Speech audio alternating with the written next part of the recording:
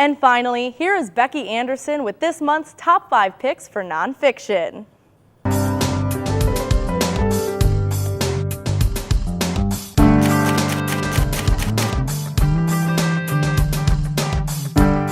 Hi, I'm Becky Anderson, and it's Top 5 Nonfiction. Let's get real with some really excellent reads.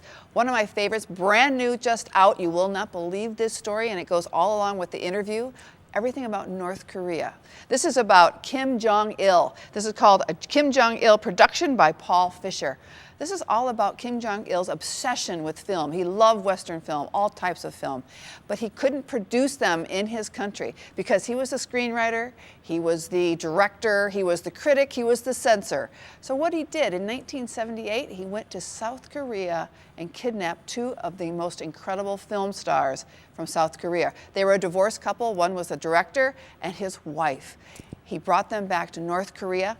She lived in high style, but she was kept cloistered away, could not escape. He was put into a prison camp because he had tried to escape several times. But they had made 7 films then by the time they escaped at a film festival in Vienna. 7 films, a Godzilla takeoff. They had made a King Kong type of takeoff. They had done a Kung Fu movie.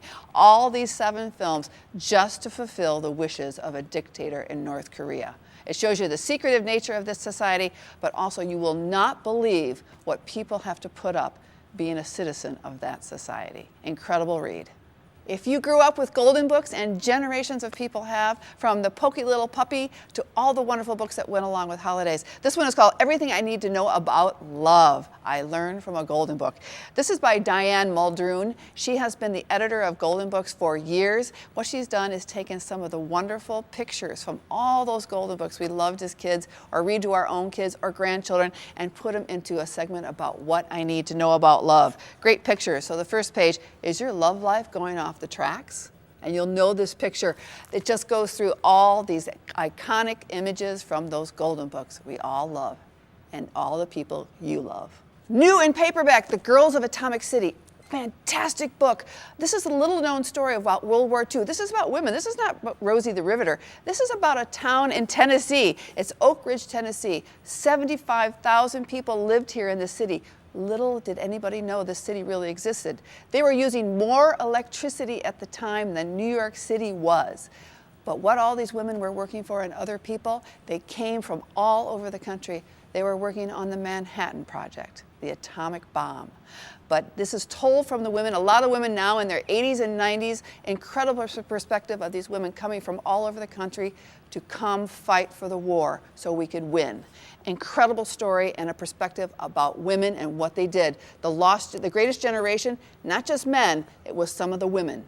A great memoir, The Undertaker's Daughter by Kate Mayfield. This is a book, if you would combine all the aspects of the help and throw in 6 Feet Under, you have the story of a little girl who moves with her family to Kentucky in 1959, and they open a new funeral parlor and home.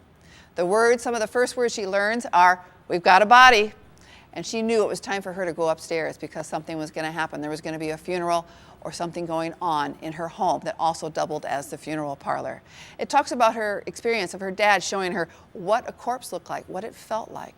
But very funny, but it's also about what was happening in Kentucky with all of the Jim Crow laws and their maid who lived in the worst part of town. So it has a lot of those aspects of the civil rights movement and what was happening at that time in the 50s. Just an incredible memoir that'll make you laugh and it can make you cry.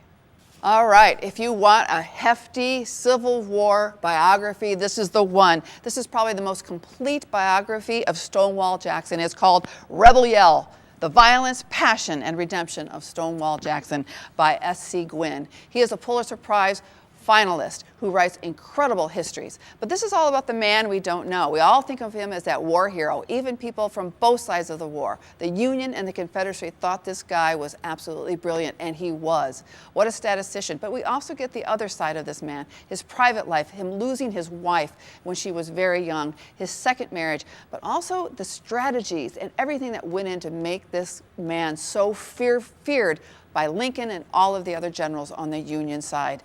You've got to read it. You'll have a completely different perspective on this great man. So, read some nonfiction. Sometimes it's even crazier than any fiction you can read. So get real and get some nonfiction and read something cool.